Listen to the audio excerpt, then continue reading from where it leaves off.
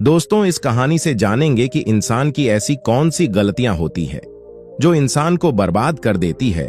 अगर हम अपनी बर्बादी का कारण जान लें तो हम अपने जीवन को खुशहाल बना सकते हैं। दोस्तों, बहुत समय पहले की बात है। एक नगर में एक धनी सेठ रहा करता था। उस सेठ के पास सभी प्रकार की सुख सुविधाएं थी, लेकिन उसके कोई संतान नहीं थी। संतान के दुख में वह हमेशा चिंतित रहता था। फिर एक दिन उसे पता चला कि उसकी पत्नी गर्भवती है और वह अपनी पत्नी का बहुत ख्याल रखता था। इसलिए एक दिन उसके घर एक बेटे का जन्म हुआ। पुत्र के जन्म से सेठ बहुत खुश हुआ, कोई कसर नहीं छोड़ी। उसका बेटा देखते ही देखते बड़ा हो गया। तब सेठ ने अपने बेटे को गुरुकुल भेजने का फैसला किया ताकि वह पढ़ लिख कर विद्वान बन सके। ज्ञान प्राप्त करने हेतु गुरुकुल भेज दिया था।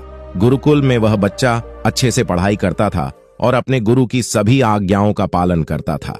ऐसे में वह बच्चा धीरे धीरे वहां का सबसे होनहार छात्र बन गया।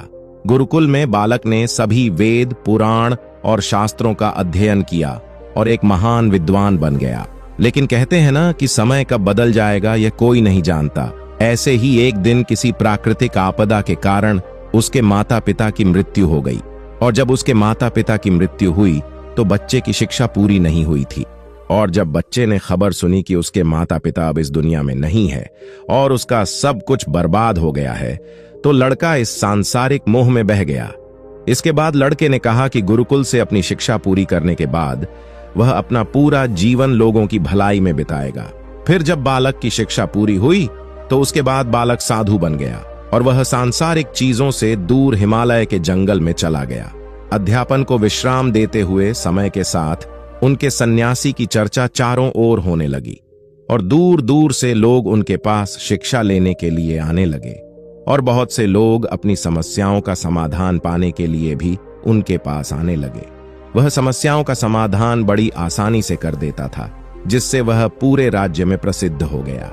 परंतु जिस नगर में वह रहता था वहां का राजा क्रूर व्यक्ति था। जब राजा को तपस्वी के बारे में पता चला तो उन्होंने तपस्वी से मिलने का फैसला किया।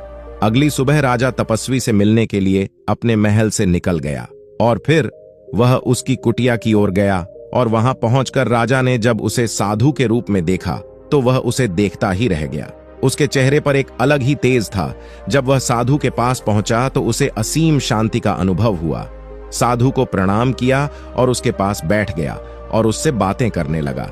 वह राजा पहली ही मुलाकात में साधु के व्यक्तित्व से इतना प्रभावित हुआ कि उसी समय से उसने अच्छाई के रास्ते पर चलने का फैसला कर लिया और मन ही मन सोचने लगा कि इतनी सी मुलाकात में यह साधु मुझे इतना बदल सकता है, तो यदि यह हमेशा मेरे साथ रहेगा तो कितना अच्छा होगा। फिर राजा ने कहा, यदि तुम मेरे साथ रहोगे तो मेरा जीवन बदल जाएगा। और यह सोचकर राजा साधु से अपने महल में चलने का अनुरोध करने लगा। राजा का आग्रह सुनकर सन्यासी मना नहीं कर पाया और वो राजमहल चलने को तैयार हो गए। तब राजा सन्यासी को महल की ओर ले गए। महल पहुंचकर राजा ने साधु की बहुत खातिरदारी की और उसके बाद राजा ने साधु को एक दाहिने कमरे में भोजन कराया। भोजन के समय साधु ने राजा को धन्यवाद दिया और राजा से जाने की अनुमति मांगी। यह सुनकर राजा ने कहा कि आप हमारे बाग में जब तक चाहे तब तक रह सकते हैं। मैं आपको वचन देता हूं कि आपको यहाँ किसी भी प्रकार की असुविधा नहीं होगी और आप यहाँ रहेंगे तो हमारे लोगों को भी अच्छा लगेगा और हमें भी अच्छा लगेगा। ये सुनकर साधु ने राजा का प्रस्ताव स्वीकार कर लिया। राजा के आदेशानुसार सेवकों ने एक सुंदर कुटिया बनाई। उसके बाद साधु उसी कुटिया में रहने लगा। राजा ने उनकी बहुत सेवा की, लेकिन कई वर्षों के बाद राजा और रानी को किसी जरूरी काम से दूसरे राज्य में जाना पड़ा। लेकिन उन्होंने साधु की सेवा के लिए एक सेवादार नियुक्त कर दिया। लेकिन राजा के जाने के बाद वह सेवादार बीमार पड़ गया और अपने घर चले गए और कभी लौटकर वापस नहीं आया। तो तपस्वी को गुस्सा आ गया और उसने राजा को खूब खरी खोटी सुनाई और राजा से कहा कि जो जिम्मेदारी आप पूरी नहीं कर सकते वह जिम्मेदारी आप क्यों लेते हो। तब राजा ने तपस्वी से पूछा और कहा कि बाबा, क्या मुझसे कोई गलती हो गई है? तो इसके लिए मैं आपसे क्षमा मांगता हूँ। कृपया मुझे क्षमा करें और आपका क्रोध शांत करें और बताएं कि क्या हुआ था। ये सुनकर साधु ने उससे कहा कि तुम्हारे जाने के बाद मुझे यहाँ किसी ने भोजन नहीं दिया और मुझे कई दिनों तक कष्ट सहना पड़ा। यहाँ आकर मैं भूखा रहा और किसी ने मुझसे मेरा हाल भी नहीं पूछा। ये सुनकर राजा ने तपस्वी से माफी मांगी और कहा कि आज के बाद ऐसी गलती नहीं होगी। फिर कुछ देर बाद मामला शांत हुआ। जब राजा और तपस्वी के बीच बातचीत चल रही थी, रानी भी छुपकर सुन रही थी ये सारी बातचीत। उसके बाद राजा ने उस तपस्वी से शिकायत का मौका नहीं दिया और उसकी खूब सेवा की। लेकिन कुछ दिनों के बाद राजा को किसी जरूरी काम से अपने राज्य से बाहर जाना पड़ा। लेकिन इस बार राजा ने राज्य से बाहर जाने से पहले अपनी रानी से कहा कि जब तक मैं ना आऊं तब तक तुम स्वयं ही उस तपस्वी की देखभाल करोगी। यह सुनकर रानी बोली, हाँ महाराज, आप अवश्य जाइए, मैं सन्यासी महाराज की अच्छी देखभाल करूंगी। बाद में रानी प्रतिदिन भोजन बनाकर सन्यासी महाराज के पास भेजती थी। लेकिन एक दिन रानी स्नान करने चली गई और साधु को भोजन देना भूल गई और भोजन नहीं आया। इसके बाद साधु ने सोचा कि वह स्वयं महल में जाकर देखेगा कि अब तक भोजन क्यों नहीं आया, और फिर वह महल में पहुंच गया। जब वह महल के अंदर पहुंचा तो वहां उसकी नजर रानी पर पड़ी। रानी के लंबे लंबे घने काले बाल जो कि उसकी कमर पर लहरा रहे थे, उसकी कजरारी आंखें जो देखने मात्र से ही घायल कर दे, उसकी हिरनी जैसी चाल।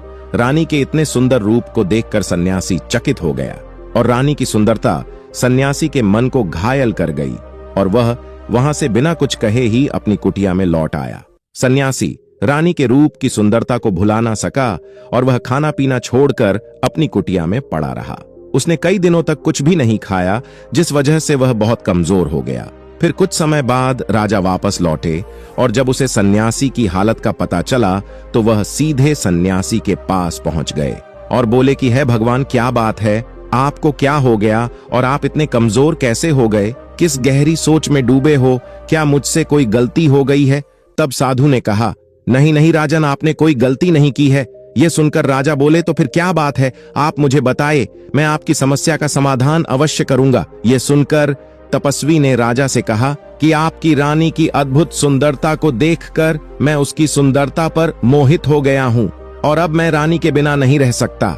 यह सुनकर राजा हैरान हो गया और कुछ देर सोचने के बाद राजा ने उस सन्यासी से कहा, मैं आपको रानी दे दूंगा। यह सुनकर सन्यासी बहुत प्रसन्न हुआ। फिर राजा सन्यासी को लेकर महल चले गए और जब राजा और सन्यासी महल पहुंचे तो उस दिन रानी ने अपने सबसे सुंदर वस्त्र और आभूषण पहने थे। फिर राजा रानी के पास गया। राजा ने रानी से कहा कि इस साधु की मदद करनी चाहिए, वह बहुत कमजोर स्थिति में जा चुका है और मैं नहीं चाहता कि एक बुद्धिमान व्यक्ति की हत्या का कलंक मेरे सिर पर लगे। राजा की यह बात सुनकर रानी ने राजा से पूछा कि आखिर इन सन्यासी के इस दुख का कारण क्या है? तो राजा ने रानी से कहा कि सन्यासी आपकी अद्भुत सुंदरता के दीवाने हो गए हैं। राजा की यह बात सुनकर रानी ने कहा कि राजन, आप चिंता मत करिए, अब आप सब कुछ मेरे ऊपर छोड़ दीजिए। मुझे पता है कि मुझे अब क्या करना है। आपके ऊपर ना तो सन्यासी की हत्या का पाप लगेगा और ना ही उससे मेरे पवित्र धर्म का नाश होगा। रानी की यह बात सुनकर राजा ने रानी को सन्यासी को सौंप दिया। उसके बाद सन्यासी रानी को लेकर कुटिया पर पहुंचे। जब रानी सन्यासी की कुटिया पर पहुंची, रानी ने सन्यासी से कहा कि हमें रहने के लिए घर चाहिए, हम इस झोपड़ी में नहीं रह सकते। यह सुनकर सन्यासी राजा के पास गया और राजा से जाकर बोला कि हे राजन, हमें रहने के लिए घर चाहिए।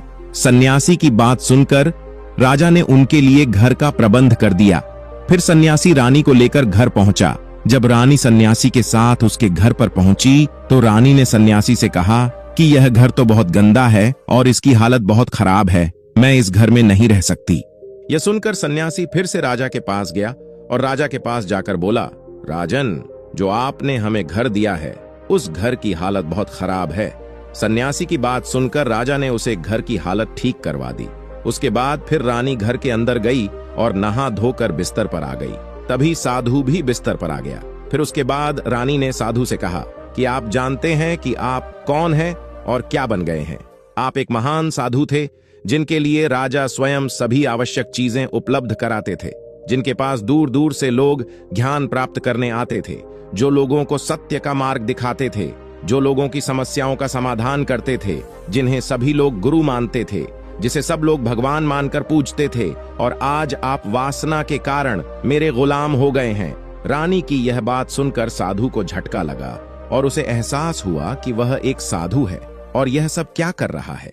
वह ये सब सुख सुविधाएं छोड़कर शांति की तलाश में जंगलों में चला गया। जोर जोर से रोने लगा और चिल्लाने लगा और रानी से कहने लगा कि मुझे क्षमा कीजिए महारानी, मैं यह क्या करने जा रहा था, मैं अभी आपको राजा को सौंप कर आता हूँ। सन्यासी की बात सुनकर रानी ने सन्यासी से प्रश्न किया कि साधु महाराज, मेरे मन में एक प्रश्न उठ रहा है, कृपया मेरे प्रश्न का उत्तर दीजिए। रानी की बात सुनकर सन्यासी ने कहा कि पूछो, तुम्हारा क्या प्रश्न है। फिर रानी ने कहा कि जब आपको उस दिन भोजन नहीं मिला तो आप बहुत क्रोधित हो गए, तब मैंने आपके ये रूप पहली बार देखा था और तभी से मैं आपके व्यवहार में परिवर्तन महसूस कर रही थी। ऐसा क्यों हुआ साधु महाराज, आखिर आपको इतना क्रोध क्यों आया।